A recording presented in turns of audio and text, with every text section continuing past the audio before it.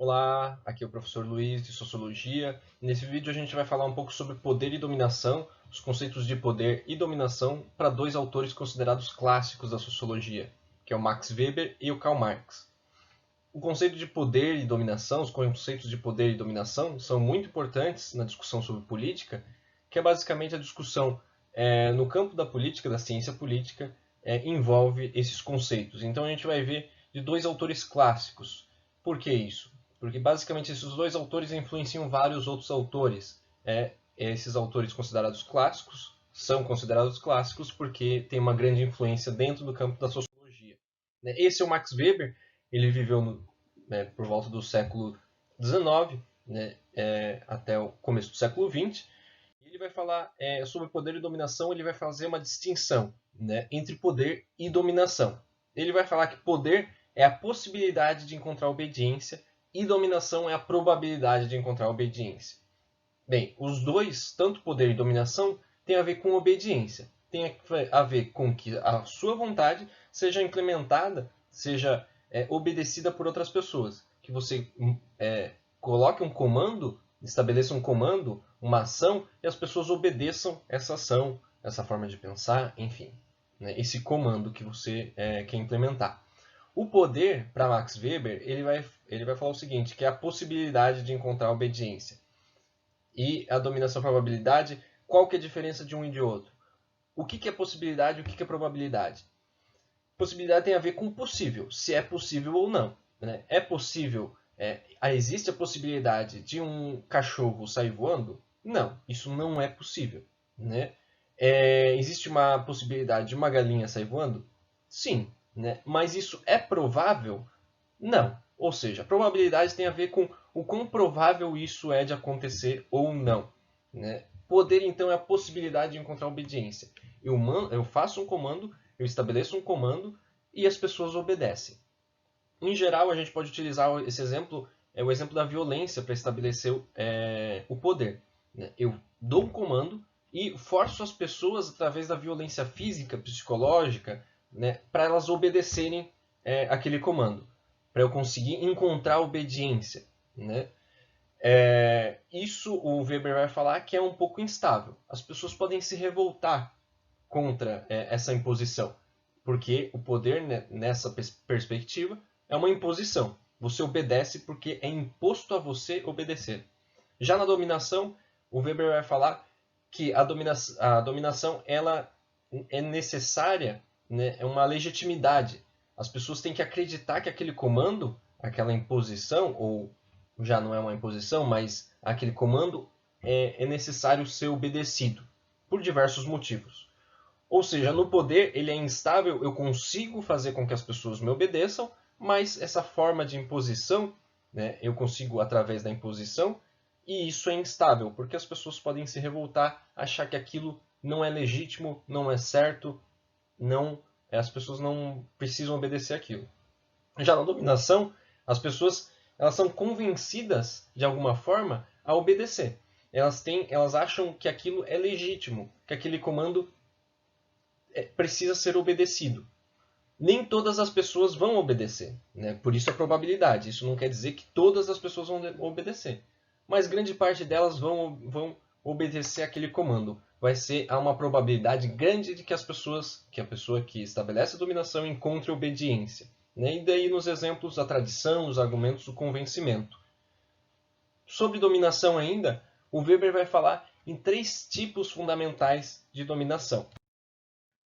Dominação tradicional, dominação racional legal e dominação carismática. É importante falar que não significa que esses tipos de dominação vão ser dessa forma exatamente. Ele coloca como tipos ideais, o que significa tipos gerais. Pode ser que, em alguma situação, sejam mesclados 2 tipos de dominação, ou ela não se apresente exatamente dessa forma, mas é um modelo geral. No modelo, e esses tipos de dominação que o Max Weber propõe, o próprio nome de cada um deles já remete qual que é o significado. Dominação tradicional. Tradicional tem a ver com tradição. Quando a gente fala de tradição, é aquilo que sempre foi feito, que é feito passado de geração em geração, sempre foi feito. As pessoas pensam, isso é feito desde da época da minha avó, do meu bisavô, né? É algo passado de geração em geração pelos costumes, pelas crenças, hábitos, coisas que sempre foram feitas. Ou seja, a dominação tradicional, ela tem um convencimento da pessoa, a pessoa acredita que aquela dominação é legítima, porque sempre foi feito assim, em resumo. O Weber vai falar dessa dominação, vai relacionar essa dominação muito às monarquias. Né? O rei é rei porque era filho de rei, e o pai dele era filho de um rei, o avô dele era rei, sempre foi assim. Existe um argumento colocado, né, para a monarquia de que o rei seria o escolhido por Deus para governar a terra. Por isso que as monarquias elas têm uma ligação bastante próxima das religiões. Mas, além desse argumento religioso, que também é algo tradicional, né, é a tradição imperando, né, a tradição da religião se colocando, além disso tem a tradição de que o rei sempre foi rei. O rei é rei desde séculos atrás, né? Os reis, no caso, né? Os reis dominam aquele território, governam aquele território já faz muito tempo. Então sempre foi assim. Essa ideia de dominação tradicional, coisas que sempre foram feitas, coisas que são tradicionais. E as pessoas acham que é legítimo, é aceitável seguir aquelas condutas por causa que sempre foi feito assim. Né? Esse é o tipo de dominação tradicional. Já a dominação racional legal, racional tem a ver com raciocínio, com a razão, e legal tem a ver com legalidade, com as leis. Weber vai falar que essa dominação é típica, né, do capitalismo, do surgimento do capitalismo. Lembrando lá, na época do feudalismo, da monarquia, tinha os reis, tinha os feudos, os senhores feudais, a nobreza, o clero, já também utilizando o exemplo anterior da dominação tradicional. E com o surgimento do capitalismo, as transformações da sociedade, a Revolução Francesa, a Revolução Americana, a Revolução Industrial, algumas transformações, algumas revoluções na sociedade, fizeram com que a sociedade se transformasse, né, e mudasse de um regime de um sistema econômico e político, que era o feudalismo, para o capitalismo. Nesse período também tem o surgimento, que você já deve ter ouvido falar, do iluminismo, do positivismo, né, da colocar a razão acima das crenças, da superstição.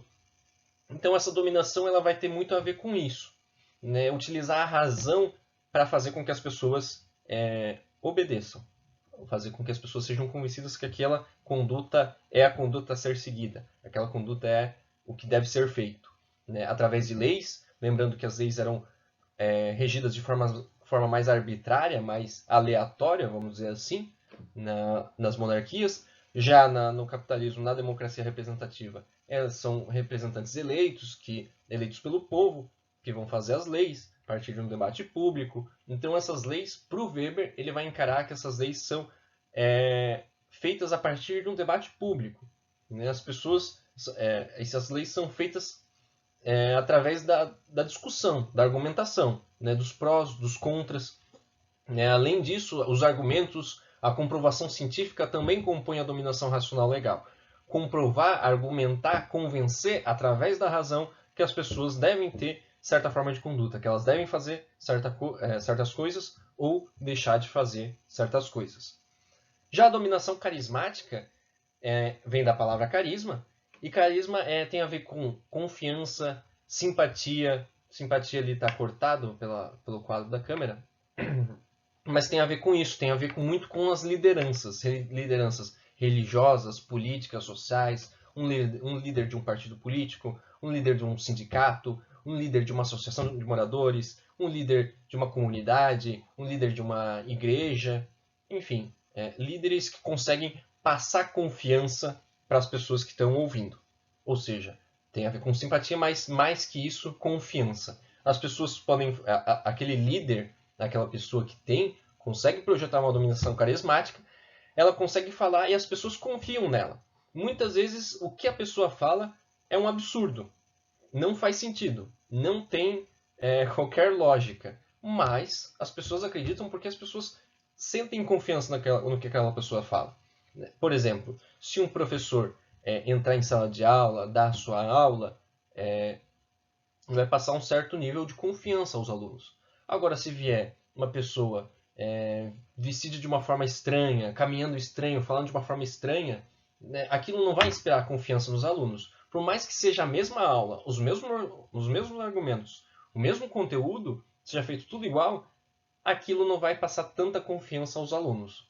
Então, a dominação carismática, o carisma, tem a ver com a confiança que é passada para as pessoas. E as pessoas acreditam, seguem aqueles comandos, né? Elas obedecem aqueles comandos pela confiança que é passada a elas. Não necessariamente aquilo faz sentido ou não, está certo ou errado, mas as pessoas confiam naquilo. Já o Marx, outro autor que vai falar sobre poder e dominação, ele viveu um pouquinho antes do Weber, é considerado um clássico também da sociologia, viveu um pouco antes, mas viveu durante o século XIX e vai falar um pouco diferente sobre poder e dominação. Primeiro, para ele, poder e dominação não tem uma grande diferença. Né? O Weber vai falar que poder é a possibilidade de encontrar obediência e a dominação é a probabilidade. Para o Marx, não vai ter essa distinção. Poder e dominação meio que vão ser sinônimos. Segunda diferença do Weber para o Marx é que o Marx vai entender o poder e a dominação como algo coletivo. Não é o indivíduo que impõe a sua vontade, né? Mas sim um grupo de indivíduos. Né? E aquele indivíduo só tem, aquele indivíduo, né? Usando o pleonasmo, um indivíduo individual, aquela pessoa única só vai ter poder ou demonstrar ter poder porque ela está associada a um grupo de pessoas. Esse grupo de pessoas o Marx vai denominar classe social. As classes sociais vão estabelecer o poder, não necessariamente o indivíduo. Se o indivíduo aparenta ter poder na sociedade, é porque ele pertence a uma classe social que tem poder. Né? Ou seja, é algo coletivo, não é algo tão. Não existe uma possibilidade de um poder individual. Né? Não que o Weber estabeleça isso, que o poder seja só individual. Né? Ele também pensa nos grupos. Mas o Karl Marx ele vai falar mais de uma forma mais nítida, de uma forma mais contundente, que o poder ele é coletivo. É de uma classe social sobre outra. Né? E quais são as classes sociais? Para o Marx, depende da época, né? E podem ter várias classes sociais, mas as principais classes sociais de uma sociedade é a classe social dominante e a classe social dominada. Ou seja, uma classe social que manda, que comanda a sociedade, e uma classe social que é comandada na sociedade. Duas classes sociais antagônicas, ou seja, duas classes sociais que se opõem. Uma querendo dominar a sociedade e outra lutando para dominar a sociedade ou não ser dominada ou lutar contra aquela dominação. Mas o que faz a classe social ser dominante ou ser dominada? O que define o poder dessa classe social? Né? Antes disso, para o Marx, então, a história da humanidade vai ser história da luta de classes. Essa frase é célebre dele. Para ele, a história de toda a humanidade, toda a história que se passou, é a luta da classe dominante contra a classe dominada. Como eu falei, podem existir outras classes, só que orbitam entre essas duas. As duas principais são classe dominada e classe dominante. A classe dominante, ela tem o poder e a classe dominada não tem. Mas o que faz a classe dominante ter poder? Para o Marx, a classe dominante ela tem poder, né? Ela consegue dominar a sociedade porque ela é detentora dos meios de produção, que está em amarelo ali.